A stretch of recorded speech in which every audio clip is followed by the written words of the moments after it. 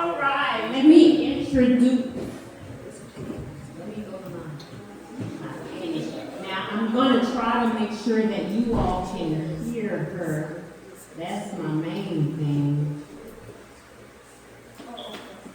Okay, I want to introduce to you a young lady that will be instructing us over mother and daughter portion, the relationship. She has been a licensed professional counselor in the state of Texas for the past 13 years. She has worked with teens, adults, and families who have experienced trauma, major life transitions, and mental health challenges. She has earned both her BA in social work and her master's in mental health counseling from Texas Tech University. She is passionate about helping. She is here to offer guidance and support. None other than Fristrika Overstreet, your licensed professional counselor, LBSW Med and LPC from Arlington, Texas. You got it!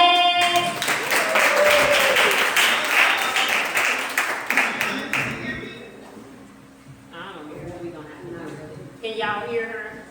Keep talking. Let me see what I can do. Are you able to hear me?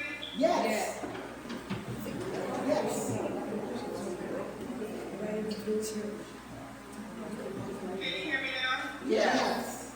See, I can't see this volume. No, she can hear. Oh, I found it. I couldn't see it. Okay. You can hear me better now? Yes.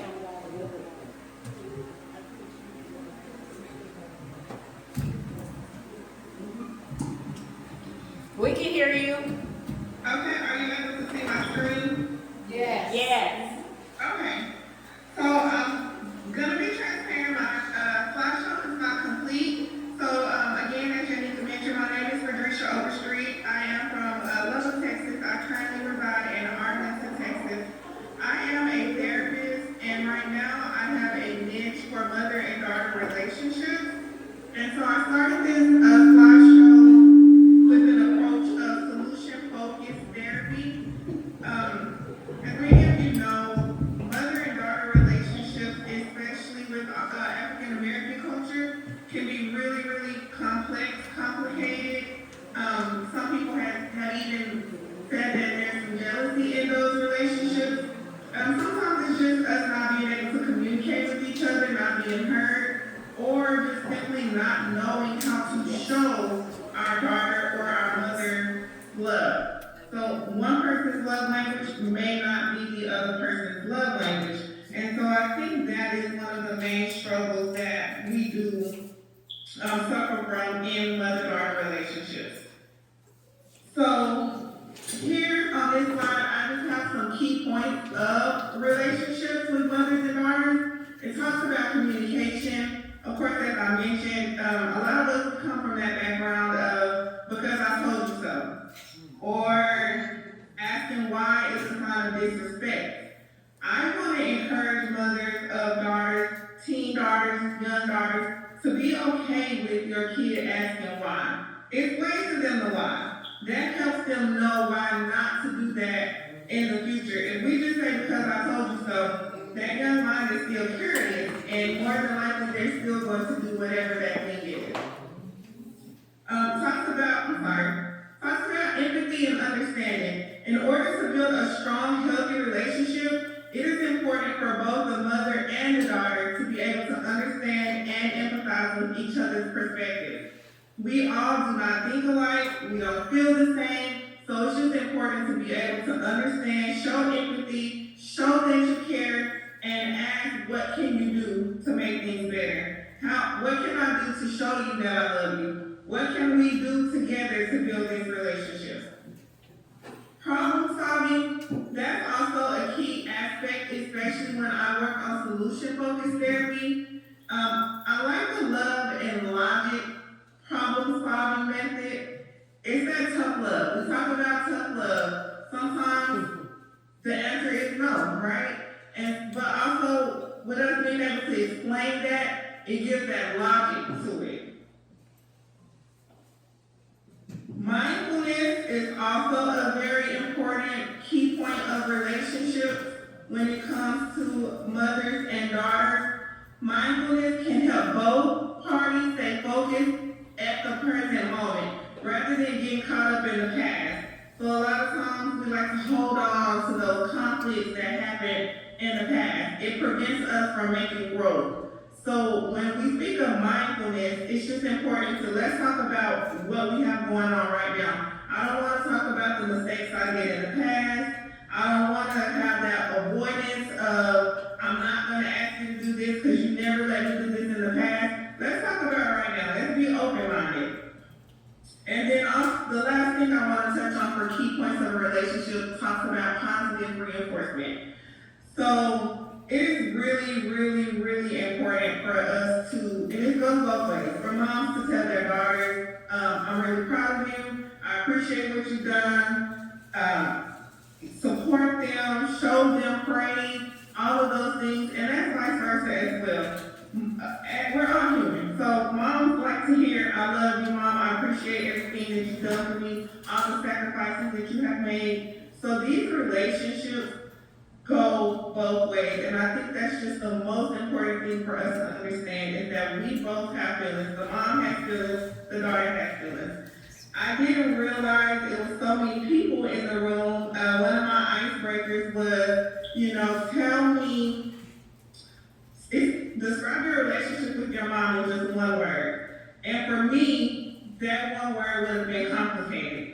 My mom and I had a very, very complicated relationship. We've been through a lot. There were times where we may not have talked, but over the years, through growth, through understanding, through love, through seeing that my mom just didn't know how to love me, and I didn't know how to teach her how to love me. Same thing, I didn't know how to love her, and she didn't know how to teach me how to love her. But once we started communicating more, once it stopped being because I said so, once I got to ask her the why, once she was able to tell me the why or ask me the why, our relationship grew. And now we have a very, very solid relationship. There were times when I myself thought, hey, does my mom not like me? Is she jealous of me? But none of those things were true. My mom does love me. She does like me. She is not jealous of me. She is proud of me. But again, it took communication. It took growth. It took understanding. It took empathy, problem solving, mindfulness. It took all of those key elements for us to build what we have now. Are y'all still able to hear me? Yes. Okay, I'm sorry. So, some other key points are boundaries. You have to have boundaries with moms and daughters. You have to get some boundaries. This may be, so one of the boundaries that my mom and I have is that we don't follow each other on social media. I know that she loves to post, and it annoys me. And so that's a boundary that we have set. We just don't follow each other on social media. Even when we try to share things with each other, we can't open it because we don't follow each other on social media. There was a time she even blocked me on social media, and I'm like, okay, don't think you're coming back to be my friend again. So we kept it at that, and that's cool. That's okay. That's a boundary that we have set for each other. When it comes to my kids, my mom is a great grandmother. A boundary that I had to set with her is that my kids are not to keep a secret from me. You know how grandmas are, they like, this is between us, and y'all want to have those secrets, but that's a boundary that I had to set with my mom because I don't appreciate the secrecy. That could just lead to something else with my kids sharing secrets with people who are not trustworthy, who they should not be sharing secrets with.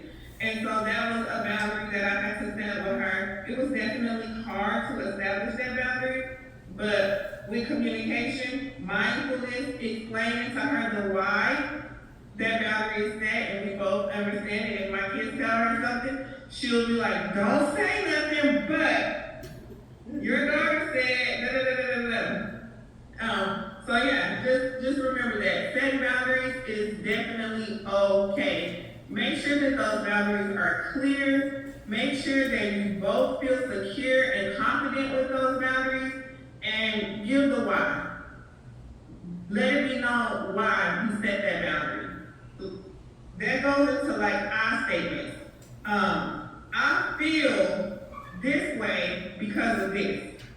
Those statements are important as well, and we call those I statements to just start off with I feel this when that happens. I feel disrespected, or I feel left out when my kids are keeping secrets with you. It hurts me to see them sharing things with you, and I'm here as well. And I want to be included. Being honest, being vulnerable, those things are so important in mother-daughter relationships. So this slide just kind of talks a little bit about the solution-focused theory or evidence-based practice that I use with mother-daughter relationships.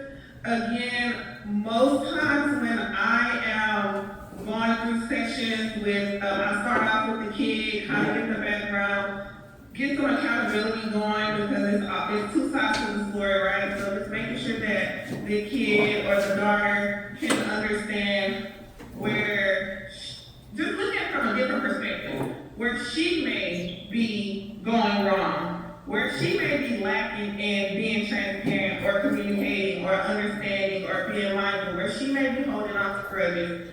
So with solution focus, I do start with the kid, the daughter, and then I'll have a few sessions with the mother, and we try to get sessions together. And in those sessions, it's very important that we listen to both sides. We let one person talk at a time. I don't allow for interrupting. We set rules, we set boundaries at the beginning of the session, so it is known some transparency feelings may be hurt. There may be some tears. All of that is okay. That's how you grow that mother-daughter relationship. So this here is through my research on mother-daughter relationships, I ran across like different perspectives of mothers, and this says Mother's Bill of Rights, and then I had started on Daughter's Bill of Rights. But I want to share with you real quick the Mother's Bill of Rights. So mothers feel like I have the right to be treated with respect, no matter what. I have to be treated with respect. I have the right to control my own life for as long as I can. You can't tell me what to do, how to do, who to date, and why not to date. I have the right to control my own life. I have the right to an explanation of my child's feelings. I have the right to be sad or angry without hiding my feelings to protect my child. I have the right to say no. I have the right to reminisce and be sentimental. I have the right to talk to my children about my problems. I do not expect them to provide solutions, but sometimes I just want them to listen. I have the right to buy nice things and go places. I have the right to my opinions. I do not expect my children to agree with all of them. I have the right to miss my children. It does not mean I want to control them. As I was reading through these right now, just a refresher, there are some of these that I try to control with my mom. I wanted to control who she dates. I wanted to control what she spends her money on and what type of clothes she's buying. I wanted to control those things that had nothing to do with me. Those are her decisions, and I, as a daughter, as a female, as a woman, I have to respect those things. And it goes both ways. She has to respect my decisions as well. Although she may not agree with all of my decisions, all I ask is for you to respect them and let's talk about it. Tell me why. Again, tell me why. I'm always going back to that why. Tell me why you don't agree with what I'm saying. Help me understand. So this just talks about mother's point of view, mother's truth. I will kind of ask the mom, what makes you proud of your daughter? What makes you disappointed? What gives you anxiety? What are your expectations? And this is another thing my mom and I went through personally is you can't teach something that you don't know. I held her accountable for a lot of things that I felt my mom should have taught me. My mom should have been there for me. My mom should have did this. But the truth is you can't pour from an empty glass. My mom didn't grow up with a mom that knew how to love her properly. And now she says all the time, if I would have been a grandmother first, I would have been a perfect mom because she is the perfect grandmother in my eyes. She is there 10 toes down with my kids. And as a kid, I needed that, and she didn't know how to give me that. But again, as I grew older, I realized that was no fault of her own. She didn't know. And that's something that we have to understand as well and be transparent about. Sometimes our moms just don't know. They don't know what they don't know. They can't teach something that they don't know. They can't pour it to us when they have nothing in them. And then I think of what did you learn from your own mother, right? And so a lot of times I can remember saying, oh, I'm not gonna be nothing like my mom. I'm gonna be so different and this and that. So I made mistakes because I was trying to avoid being like her. That did me no good because I never knew the why. I didn't know why my mom made the choices she did. I don't know why she dated the men she dated because we never had that uncomfortable conversation. I always want to reflect back on what is your best memory? What is it that you want? What would be the best memory moving forward? What is something you've always wanted to do with your mom or with your daughter? So just reflecting on those things because it's not too late. It's not too late to build from a broken relationship. And maybe you have a great relationship with your mom. Maybe your relationship is perfect with your mom. And I know I keep using mom, and that's something here recently that I struggle with because sometimes it's not mom that's the primary caregiver, right? Sometimes it may be grandma, aunt, cousin, family friend, and so that person is like a mother to you, and these things still apply. You still want that relationship, you still want that love, you still need those boundaries, you still need to be mindful, be in the moment with that person as well. This is an assessment that I do, especially I love reading these assessments when I have daughters come in and it's like, oh, my mom absolutely does not like me. She does this, she's always telling me no, she blah, blah, blah. And so I'll just read you some of these questions. It says, how often do you argue with your daughter or your mother? How often do you relate to your daughter or mother? How often do you find yourself angry with them? How often do you get compliments from them? How often do you go out with them? So that number 5, a lot of times when they start thinking, it's like, well, we got to the store, or she picks me up from school every day, or so there's a lot of interaction going on that sometimes we just overlook because it becomes daily life. But those are opportunities to build on that relationship. How often is your mother or daughter protective of you? That's when I bring up, she wouldn't let you go to that party. That was her being protective. You felt she was being mean, or she wouldn't allow you to hang with that group of friends. That was her being protective. You know, or she didn't like the guy that you were dating. That was her being protective. But again, the why. Let's talk about why. Instead of just saying no, let's explain why. Mom, I really don't like him. Tell me why you don't like him. You gotta have a reason. And then how often do you hear the words I love you from your mother or daughter? This touches home for me personally because I did not grow up, and I tell my AJ because this all the time, I didn't grow up in a nurturing family. I didn't grow up in a nurturing environment. So the first time I heard my mom actually say the words I love you, I was on my 30th birthday, and I will never forget because when she said it, I didn't know what to say back.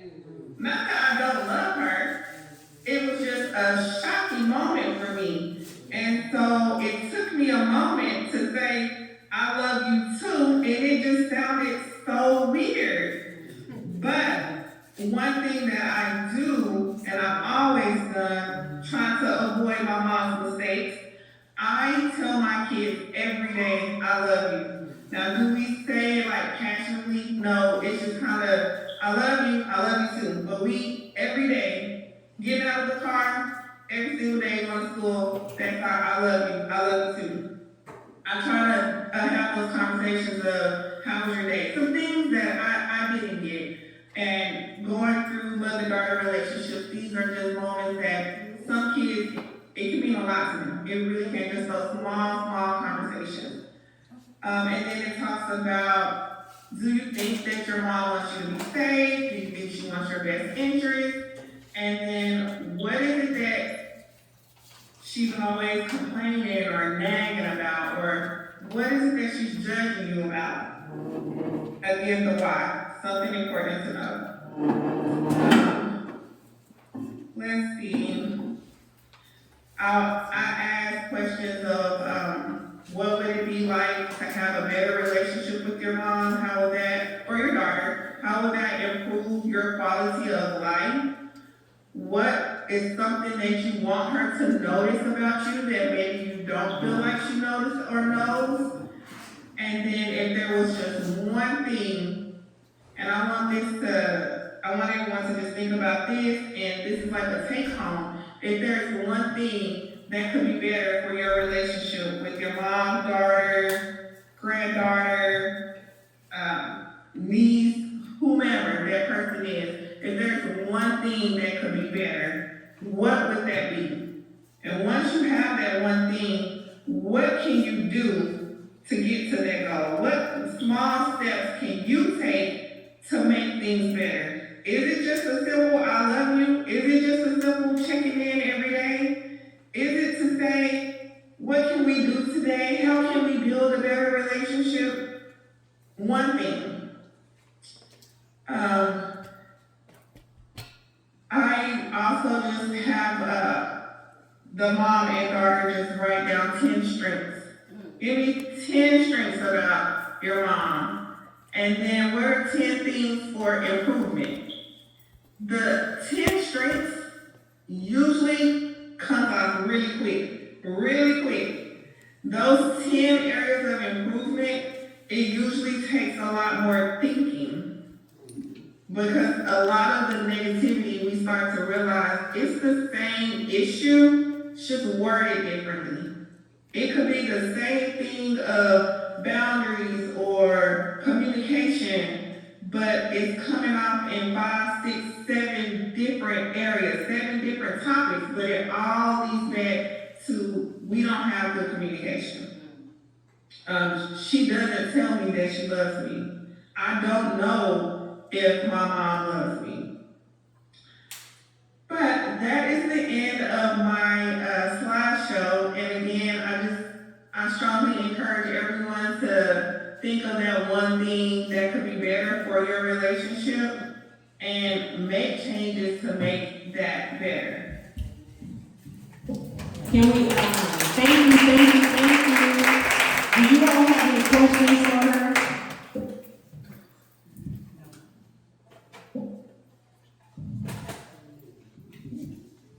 It's not so much a question, but she really hit home when she was saying,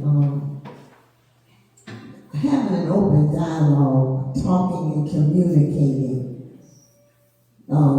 When you're a child, even when you're an adult, your mom may say, don't do this. Why are you doing it like that?